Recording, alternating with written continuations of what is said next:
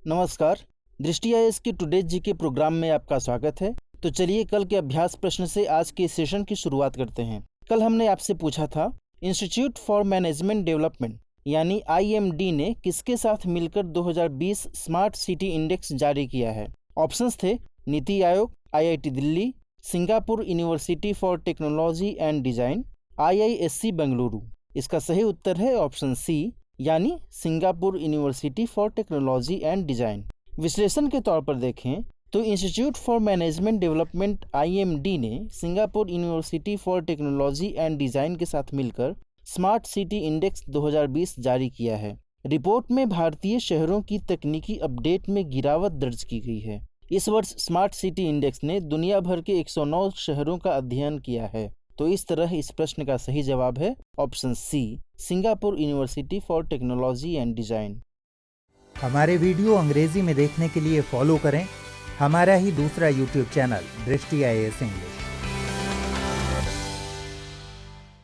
आज का पहला सवाल है, निम्नलिखित में से किस केंद्र शासित प्रदेश में national generic document registration system launch किया गया? दमन और दीव, जम्मू कश्मीर, लक्षद्वीप या फिर पुदुचेरी? इसका सही उत्तर है ऑप्शन बी जम्मू कश्मीर। केंद्र शासित प्रदेश जम्मू कश्मीर के लिए national generic document registration system NGDRS launch किया गया है। यह राष्ट्रीय एकीकरण और वन नेशन वन सॉफ्टवेयर की ओर एक बड़ा कदम है। इस प्रणाली को राष्ट्रीय सूचना विज्ञान केंद्र यानी NIC द्वारा विविधताओं और परिवर्तनों को संबोधित करने के लिए तैयार किया गया था। यह प्रणाली अब तक 3 राज्यों पंजाब, राजस्थान और महाराष्ट्र में अपनाई जा चुकी है। राष्ट्रीय सामान्य दस्तावेज पंजीकरण प्रणाली यानी NGDRS को डिजिटल इंडिया लैंड रिकॉर्ड्स आधुनिकीकरण कार्यक्रम के तहत विकसित किया गया था। तो इस तरह इस प्रश्न का सही जवाब है ऑप्शन बी जम्मू कश्मीर। बढ़ते हैं नेक्स्ट क्वेश्चन की तरफ। क्वेश्चन नंबर 2, संयुक्त राष्ट्र ने सतत विकास लक्ष्यों के लिए 2020 की युवा वर्ग की सूची में किस भारतीय का नाम दिया है? विपुल राज, पल्लवी जोशी, उदित सिंघल या फिर मोहित राज? इसका उत्तर है ऑप्शन सी उदित सिंघल। संयुक्त राष्ट्र ने सतत विकास लक्ष्यों के लिए 2020 के युवा वर्ग की सूची में एक 18 वर्षीय भारतीय उदित सिंघल का नाम दिया है। दिल्ली के उदित सिंघल ग्लास टू सैंड प्रणाली के संस्थापक हैं। उन्होंने 2018 में यह परियोजना शुरू की थी। यह प्रणाली एक जीरो वेस्ट इकोसिस्टम है जो कांच को रेत में परिवर्तित करता है। यह प्रणाली बड़े पैमाने पर राष्ट्रीय राजधानी क्षेत्र में कांच की बढ़ती समस्या को कम करने में सहायक है। उनकी इस पहल ने खाली कांच की बोतलों को लैंडफिल में डंप होने से रोका है। The young leader for sustainable development goal पहल को द्विवार्षिक आधार पर आयोजित किया जाता है। तो इस तरह इस प्रश्न का सही जवाब है ऑप्शन सी उदित सिंघल। क्वेश्चन नंबर 3, हाल ही में भारत सरकार ने रक्षा क्षेत्र में स्वचालित मार्ग के तहत कितने प्रतिशत तक के FDI की अनुमति दी है? 70%, 74%, 80% या फिर 82%? इसका उत्तर है ऑप्शन बी 74%। हाल ही में भारत सरकार ने रक्षा क्षेत्र में स्वचालित मार्ग के तहत 74% तक के FDI की अनुमति दी है। सरकार ने यह कदम रक्षा क्षेत्र में विदेशी निवेशकों को आकर्षित करने के मकसद से उठाया है। उद्योग संवर्धन और आंतरिक व्यापार विभाग DPIIT ने कहा है कि रक्षा क्षेत्र में विदेशी निवेश राष्ट्रीय सुरक्षा को ध्यान में रखकर तथा जांच के अधीन होगा। वर्तमान FDI नीति के अनुसार रक्षा उद्योग में 100% विदेशी निवेश की अनुमति है, जिसमें स्वचालित मार्ग के तहत 49%, उसके अलावा शेष 51% के लिए सरकार की मंजूरी आवश्यक थी। भारत में प्रत्यक्ष विदेशी निवेश को 2 अलग अलग मार्गों के माध्यम से अनुमति दी जाती है। पहला है स्वचालित और दूसरा है सरकारी अनुमोदन। आपको बता दें कि स्वचालित मार्ग में विदेशी संस्थाओं को निवेश करने के लिए सरकार की पूर्व अनुमोदन की जरूरत नहीं होती है। तो इस तरह इस प्रश्न का सही जवाब है ऑप्शन बी 74%। क्वेश्चन नंबर 4, हाल ही में केरल में किस शहर के लिए राज्य का पहला जैव विविधता सूचकांक तैयार किया गया है? तिरुवनंतपुरम, कोच्चि, मुन्नार या फिर कोट्टायम? इसका उत्तर है ऑप्शन बी कोच्चि। हाल ही में केरल के कोच्चि शहर के लिए राज्य का पहला जैव विविधता सूचकांक तैयार किया गया है। इसके अतिरिक्त एक इलस्ट्रेटिव नेचुरल एसेट मैप का भी अनावरण किया गया। यह इंडेक्स केंद्र की मदद से कार्यान्वित की गई इंटरैक्ट बायो परियोजना का हिस्सा है। इसका मकसद शहर के जैव विविधता सूचकांक का उपयोग कर शहरी क्षेत्रों में ग्रीन कवर का आकलन करना है। तो इस तरह इस प्रश्न का सही जवाब है option B Kochi. Question number 5, Vaibhav यानी वैश्विक भारतीय वैज्ञानिक शिखर सम्मेलन का आयोजन कब किया जाएगा? 1 अक्टूबर, 2 अक्टूबर, 3 अक्टूबर या फिर 4 अक्टूबर? उत्तर है इसका 2 अक्टूबर। प्रधानमंत्री नरेंद्र मोदी 2 अक्टूबर को वैभव शिखर सम्मेलन का उद्घाटन करने वाले हैं।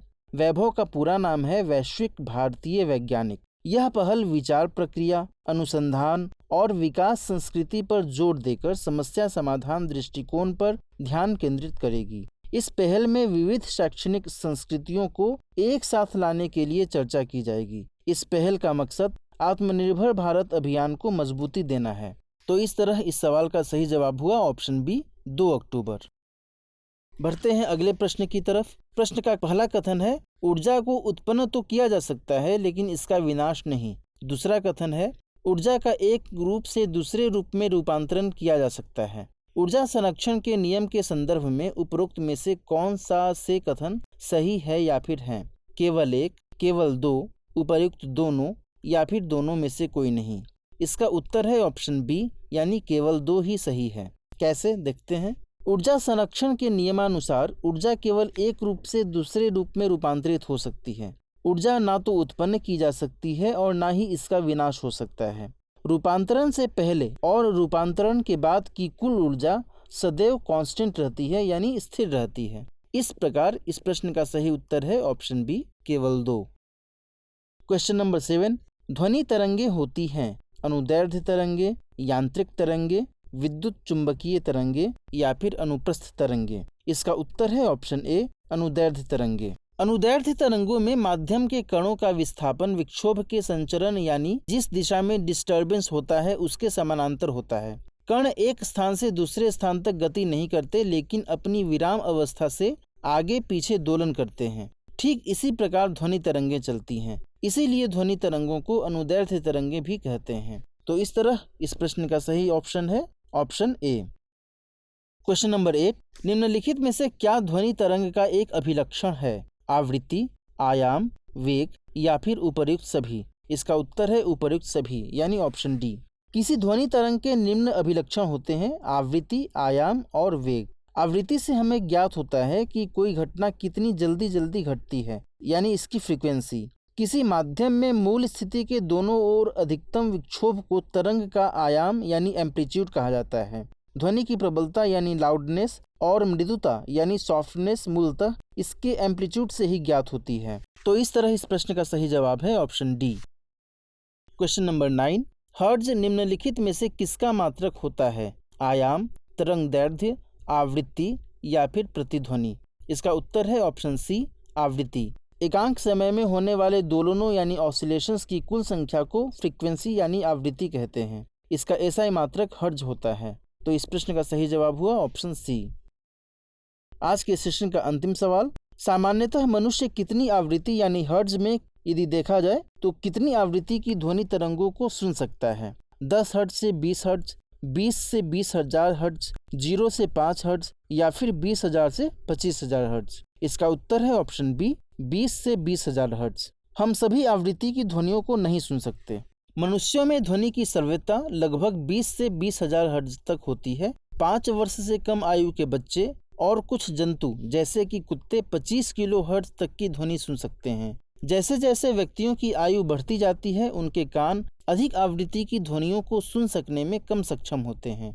तो इस तरह इस प्रश्न का सही जवाब है ऑप्शन बी। अब नोट करते हैं आज के सेशन का अभ्यास प्रश्न। प्रश्न है, भारत और पाकिस्तान के बीच संपन्न सिंधु जल संधि यानी IWT, जिसे हम लोग इंडस वाटर ट्रीटी भी कहते हैं, इसके कितने वर्ष पूरे हो गए हैं? 40 वर्ष, 50 वर्ष, 60 वर्ष या फिर 70 वर्ष? इस प्रश्न का सही जवाब कमेंट बॉक्स में दीजिए। मिलते हैं अगले सेशन में कुछ नए सवाल और इस प्रश्न के सही जवाब के साथ। तब तक के लिए नमस्कार।